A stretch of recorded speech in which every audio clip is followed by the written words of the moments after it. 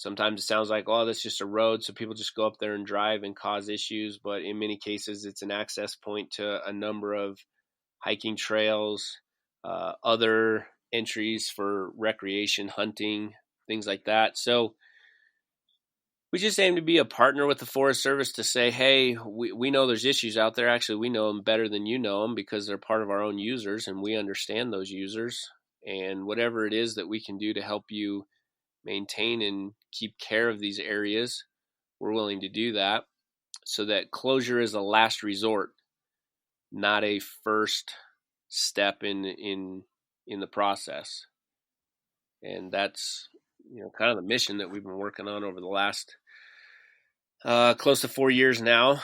It'll be 4 years this fall, and that lawsuit is still not totally finished. It basically, the Forest Service settled out of court and agreed to do travel management on every single route in those 6 districts, which again amounted to over 2,500 routes and segments of routes.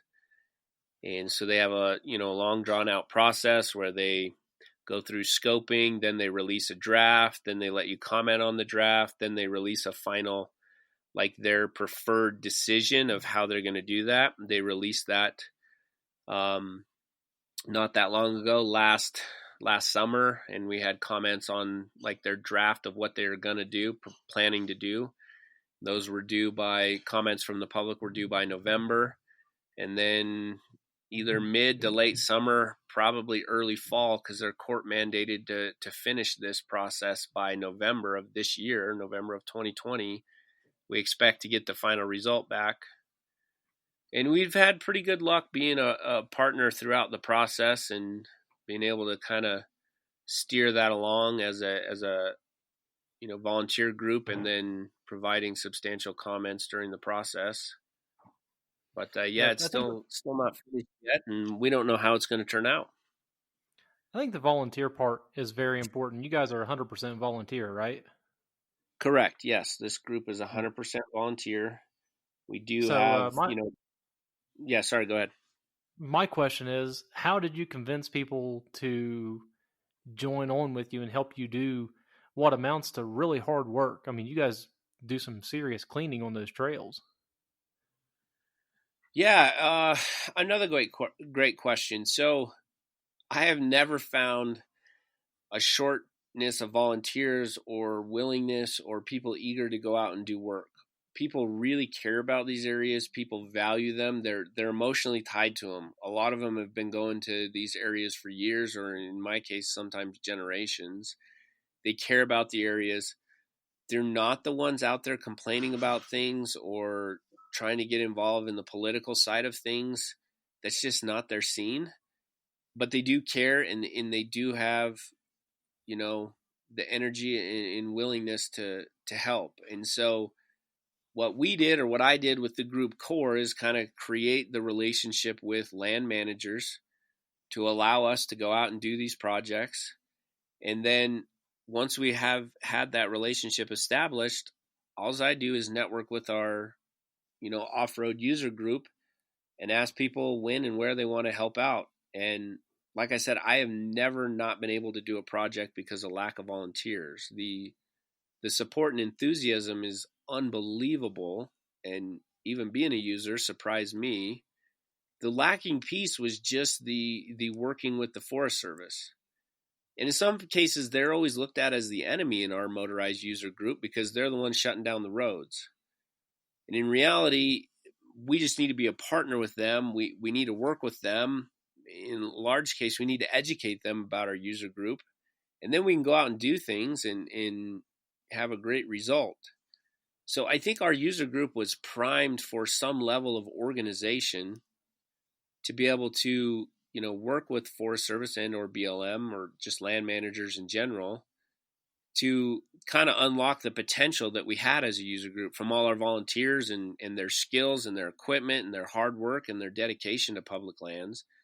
And so it's really made for a pretty unique and a very, positive scenario that we've seen, where we create a relationship with land managers, and now our user group gets to show what they can do and how much they care. Yeah, I think, like you said, showing that you guys care and offering solutions to problems goes a lot farther than just raising a big stink and trying to throw your weight around. It makes those upper level forestry people probably a little turned off to be kind of yelled at and not have any solutions offered.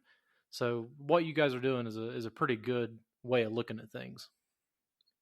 Sure, I always try and tell our group that they're, people that are employed in the land management area are just people like us too, and they don't want their jobs to be harder, right? None of us wants to do the same job but have it be more difficult. And so we can give them feedback, or in some cases even complain about things, as long as we have a solution of how we're going to solve it so it ultimately makes their job easier. And I've found them to be very, very receptive to that, and even changed many of their perceptions of motorized users and just our use in general, because we show up and it's like, hey, I want you guys to close this trail, but here's what I think we could do to mitigate the issues that you are seeing on this trail so that we can work together and keep it open. And initially, it was like we were met with shocked faces because they'd never had that before. They'd never had a motorized group show up and say, hey, I know the issues better than you know the issues, and I'm acknowledging that these issues are on this trail, but here's what we can do to fix those issues and to not allow them to continue in the future. And so that allowed So us to gain a lot of steam in a short period of time. so what are some of the issues that Core has addressed on all these trails? Yeah, that's a great question. So we try and, from a motorized user perspective, work through how you're going to manage areas so that you don't create new problems when you're hoping to solve an issue. Let me give you an example. So if we had two trails that are in close proximity to one another, in many cases is what the argument will be to close one of the two trails, because we don't need two trails that go into the same mountain basin that go very near to one another. And so on paper, if you just look at a map, you're like, oh, there's two roads there. We don't need two roads there, so let's just close one because you can still get in the area. And then I would say, well, you know what would really be handy is if we connected those two roads and made them a loop. Because looping trail systems are much easier to manage than an out and back trail system.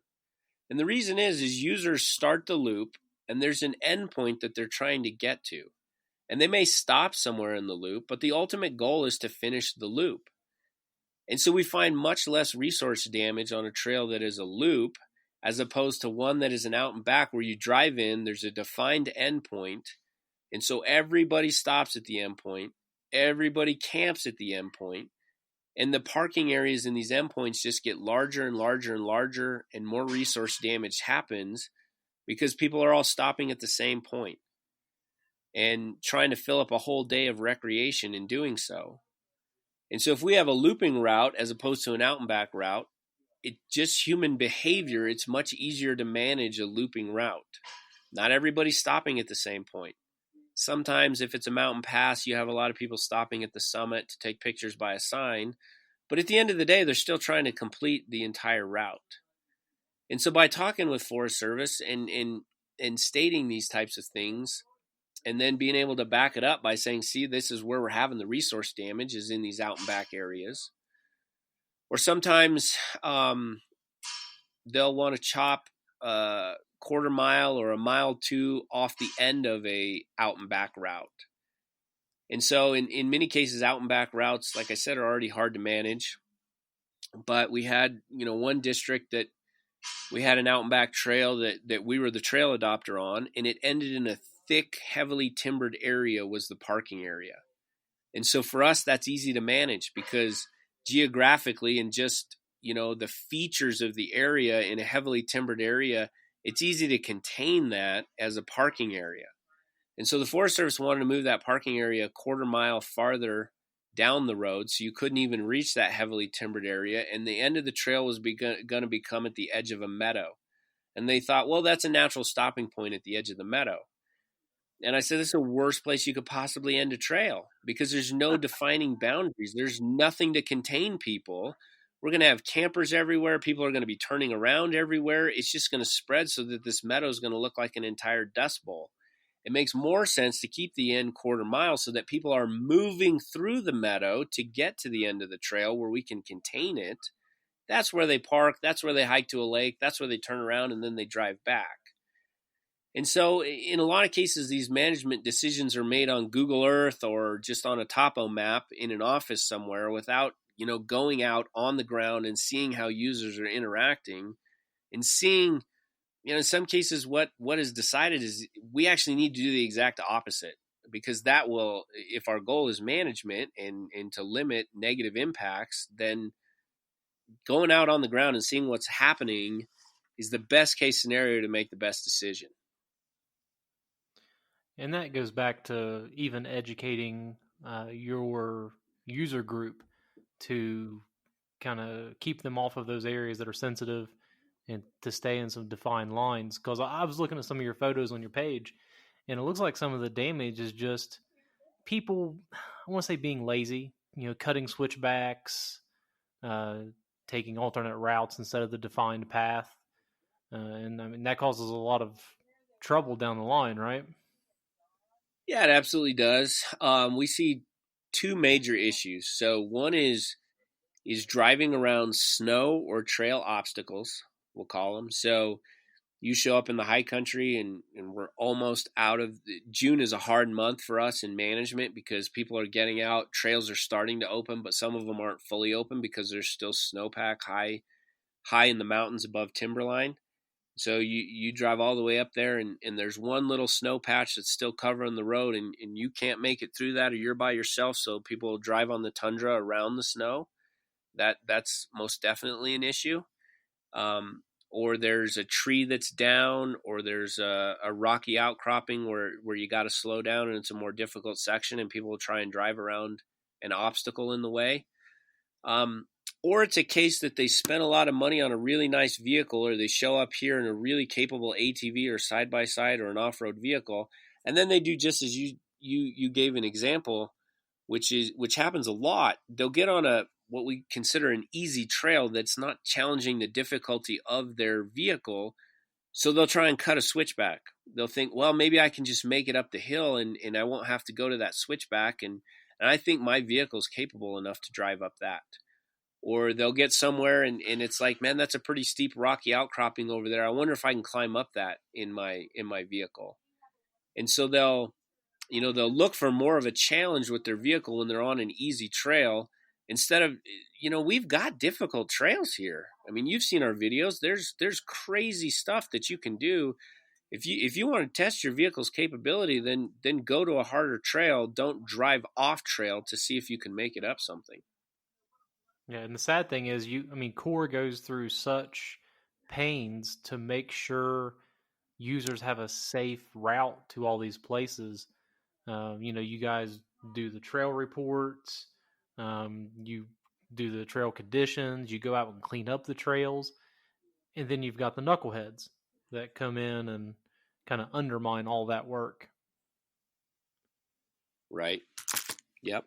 That's exactly Also, right. it causes a safety hazard, right? Because some of those guys, their vehicles can't make it up, and then they end up rolling or getting stuck or something, and have to have search and rescue come out and get them, right? Yeah, and so we were, when I say we, the organization. So I founded Core, but we have a 7-member advisory board that will run projects. We discuss what we're going to do, how we're going to do it, how we're going to respond to things, and stuff like that. So we, as the organization, several of our advisory board members were out camping this weekend, and we had a gentleman. He's from Colorado. Drive up from the Front Range into the area we were. They had 2 ATVs. They were driving over one of our adopted trails, which is a pass, Tin Cup Pass, and one of the kids on the ATV decided he was going to explore off on the tundra, and unfortunately went off a steep section and rolled the machine several times, several hundred feet down an embankment, and he luckily was able to get off the machine